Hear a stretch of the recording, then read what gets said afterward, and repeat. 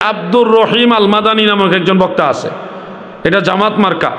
সে বলেছিল যে কবর মানে মাজার পাকা করা যাবে না, মাজার ভাঙ্গা যাবে কি যাবে না এটা তো পরের কথা, মাজার করা যাবে কি না এটা কোথায় আছে?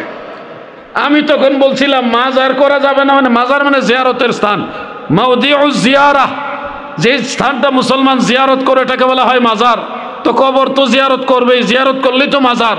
আর যদি পাকা করার কথা আসেন তাহলে হানাফি মাযহাবের মুস্তাহিদ যারা ছিলেন, স্বয়ং ইমামে আজম আবু হানিফা রহমাতুল্লাহ আলাই মিজানুল কুবরা কিতাবে ইমাম শাহরানি রহমাতুল্লাহ আলাই উল্লেখ করেছেন, ইমাম আজম আবু হানিফা রহমাতুল্লাহ আলাই বলেছেন, এবং ফতোয়ে শামির মধ্যে উল্লেখ রয়েছে 3 শ্রেণীর মানুষের কবর পাকা করা জায়েজ আছে।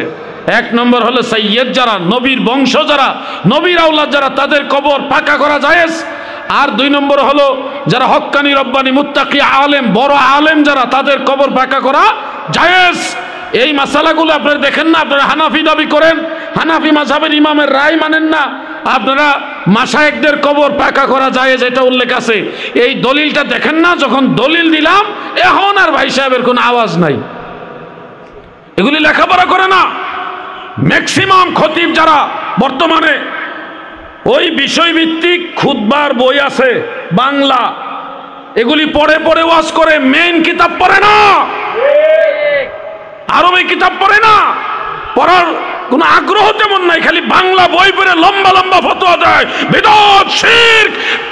একটা কথা পরিষ্কার ভাবে বলবো, যারা আল্লাহর ওলিদের পক্ষে আছে, ওলি আল্লাহর গোলামি যারা করে, এরা কোরআন হাদিস পড়ে, কোরআন হাদিস জেনে নবীর গোলামি করার জন্য ওলি আল্লাহর গোলামি করে, ঠিক কিনা বলে?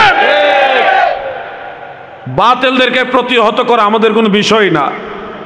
কুড়িগ্রামে আমি যখন গিয়েছিলাম, সব আলেমরা মিলে আমাকে বলল মাহফিল করতে হলো, ওনাদের সাথে আগে বাহাস করতে হবে, পরে কই মুজাকারা করতে হবে। আচ্ছা আলহামদুলিল্লাহ শেষ পর্যন্ত বসলাম।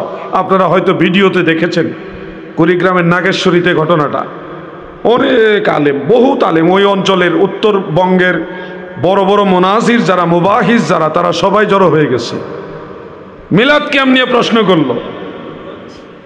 আমি যখন কয়েকটা কিতাব এবং কয়েকজন ইমামের নাম বললাম এবং বললাম যে তারা সবাই এটা মুস্তাহাব বলছে, একজনে কয় ওটা কি মূল মিলাদ মুস্তাহাব বলছে না প্রচলিত মিলাদ? আমি তখন বললাম মূল মিলাদ তো সুন্নত, আল্লাহ রসুল নিজেই মূল মিলাদ এটা করেছে, প্রচলিত মিলাদ কি ওনারা মুস্তাহাব বলছে। এরপরে আরেকজন থামাই দিছে, বাড়াইস না। শেষে কিছু কথা হওয়ার পরে একজন বলতেছে, তাদের মধ্যে যিনি বড় আলেম ছিলেন, তেনাকে প্রশ্ন করলেন যে